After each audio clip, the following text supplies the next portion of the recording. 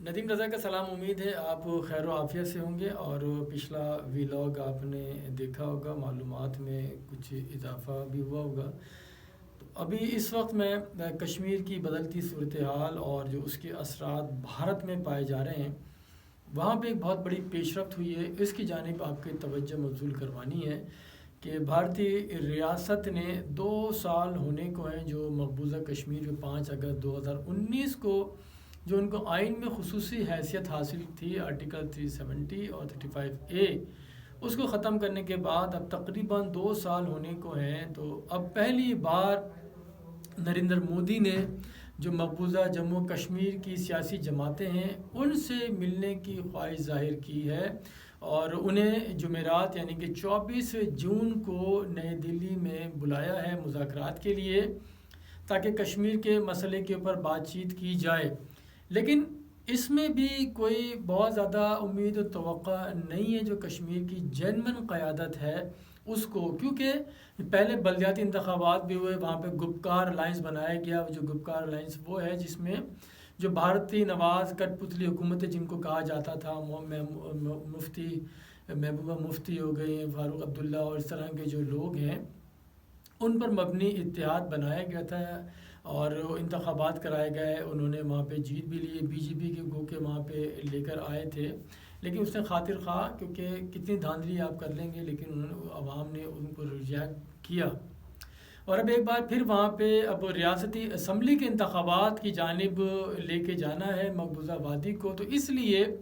نریندر مودی نے بھارتی جو جموں کشمیر کی جماعتیں سیاسی ان کو مدعو کیا گیا ہے۔ اب تک یعنی 14 جماعتوں کو اس مذاکرات کے لیے بلایا گیا ہے، جس میں میجورٹی وہی جماعتیں ہیں جو بھارت نواز ہیں، جو شروع اول روز سے بھارتی گود میں یعنی کہ پل کے جوان ہوئی ہیں اور انتخابات میں حصہ لیتے آئی ہیں، وہی وزرائے اعلیٰ بنتے گئے ہیں۔ جو اس وقت مدعو کیا گیا اس میں 4 سابق وزرائے اعلیٰ ہیں، اور ان میں محبوب مفتی کے انکل جو جیل میں تھے اور ایک یوتھ ونگ تھا ان کی جماعت کا، ان کو بھی جیل سے رہائی دی گئی ہے کہ یہ آگے وہاں پہ مذاکرات کریں۔ لیکن جو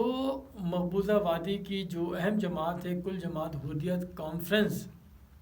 اس کو اس میں مدعو نہ کیا جانا شکوک و شبہات کو جنم دے رہا ہے کہ جو جنمن قیادت ہے مقبوضہ وادی کو اس مذاکرات کے عمل سے اس کو دور رکھا گیا ہے، کیونکہ اس نے عوام کے حقوق کی ان کی بات کرنی ہے جن پہ مظالم ڈھائے جا رہے ہیں مقبوضہ وادی کے اندر، جو عصمت دری ہو رہی ہے خواتین کی، بچوں کو مارا جا رہا ہے، جو تعلیمی اداروں کی جانب جا رہے ہوتے ہیں ان کو نام نہاد مقابلوں میں ان کو مار دیا جاتا ہے، دہشت گرد قرار دیا جاتا ہے۔ تو اس کے اوپر آواز اٹھانی تھی، لیکن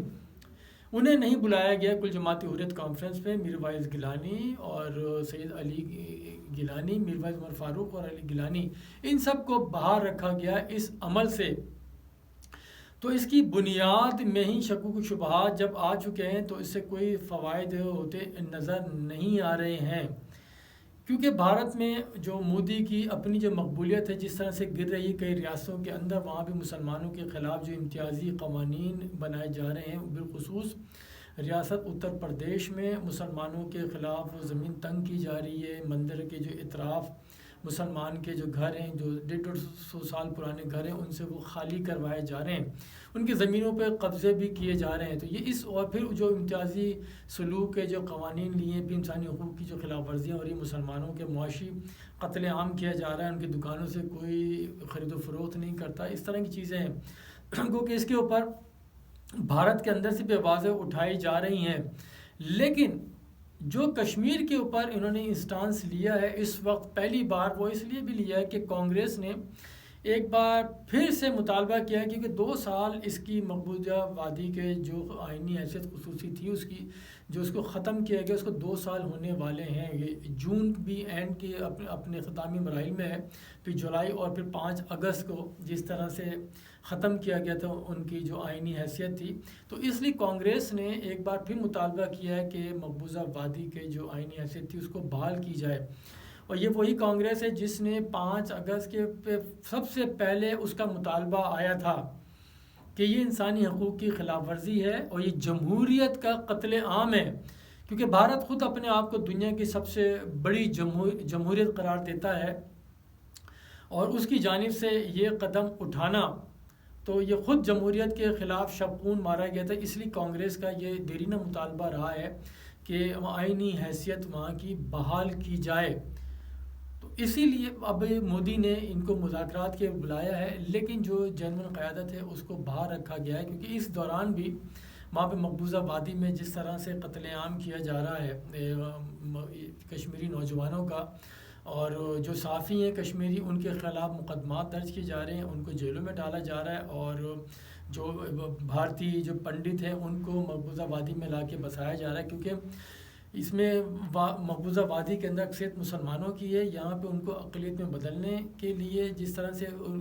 PRC بنائی جا رہی ہے، ان کو ڈومیسائل وہاں کے بنائے جا رہے ہیں، ان کو شہری حقوق دیے جا رہے ہیں، کیونکہ اس وادی میں پہلے کوئی دوسرا بھارت سے آ کے زمینیں نہیں پرچیز کر سکتا تھا، لیکن اب وہ قوانین ختم ہونے کے بعد بڑی ہزاروں کی تعداد میں یہاں پہ بھارتی تاجر اور ریٹائرڈ آرمی کے افسران اور جوان ان سب کو لا کے یہاں پہ آباد کاری ان کی جا رہی ہے۔ ایسی صورتحال میں اس مذاکرات کا ہونا جو 24 جون کو ہونے جا رہا ہے اس سے کوئی خاطر خواہ فائدہ ہوتا نظر نہیں آ رہا۔ ہاں یہ ضرور ہے کہ جو عالمی اداروں کی جانب سے جس طرح سے آواز اٹھائی جا رہی تھی، جو مقبوضہ وادی میں جس کشمیریوں کے اوپر زمین تنگ کی جا رہی ہے، ان کو نہ تعلیم کی سہولتیں دی جا رہی ہیں، نہ علاج معالجے کی سہولت ہے، وہاں پہ کووڈ-19 کی ویکسینیشن کا بھی عمل اس طرح سے نہیں کیا جا رہا ہے جو بھارت کے اندر جس تیزی سے کیا جا رہا ہے۔ تو یہ وہ محرکات ہیں جس کو یعنی کہ نظر انداز کرنے کے لیے، اس کو دبانے کے لیے مودی نے یہ کانفرنس، یہ بڑی کانفرنس طلب کی ہے 24 جون کو، اور یہ اسی صورت کامیاب ہو سکتی ہے کہ اگر اس میں کل جماعتی حریت کانفرنس کو بلایا جائے اور جو کشمیر کی جو حیثیت تھی، قانونی حیثیت تھی، اس کو اسی 5 اگست 2019 کی سطح پر لایا جائے، تو وہی ایک ہے قدم، کیونکہ یہ جو جماعتیں اس میں شامل ہو رہی ہیں ان کا بھی دیرینہ مطالبہ اب یہ بن چکا ہے، جو ان کے مودی کی یا بھارتی ریاست کی جو کٹ پتلی حکومتیں یہاں بنا کرتی تھیں وادی میں، کیونکہ انہیں پہلے یہ تھا کہ کل جماعتی حریت کانفرنس دیگر رہنماؤں کو دبایا جائے، ان کو اوپر لایا جائے۔ اب ان کا بھی ناکتہ بند ہو رہا ہے، کیونکہ جون 2018 سے یہاں پہ گورنر راج ہے، اور اب جو بلدیاتی انتخابات ہوئے تھے اس کے باوجود ان کی کوئی آئینی حیثیت نہیں ہے۔ جو کچھ کر رہا ہے وہ گورنر کر رہا ہے، کیونکہ وہ نئی دہلی کو جواتے ہیں، ساری پالیسیوں کے اوپر وہی عمل درآمد یہاں پہ مقبوضہ وادی میں کرا رہا ہے۔ تو اسی لیے انہیں بھی تشویش ہوئی ہے، اور ان کا بھی دیرینہ مطالبہ بن گیا ہے کہ آئینی حیثیت بحال کرے، کیونکہ ان کی سیاست اپنی وہ دفن ہوتی جا رہی ہے۔ تو ابھی بھی یہ اگر مودی نے کچھ کرنا ہے اور کشمیریوں کو ان کے حقوق دینے ہیں تو صرف ایک ہی ہے، ون پوائنٹ ایجنڈا ہے کہ 5 اگست 2019 کی آئینی حیثیت بحال کی جائے۔ اس کے بعد ہی تمام جو مذاکرات ہیں یا جو ان کو چیزیں دینی ہیں وہ اسی وقت قابل قبول ہوں گی کشمیری عوام کے لیے، ادروائز یہ صرف لک بزی ڈو نتھنگ والی مثال سے بڑھ کے کچھ نہیں ہوگا۔ بہت شکریہ، خدا حافظ۔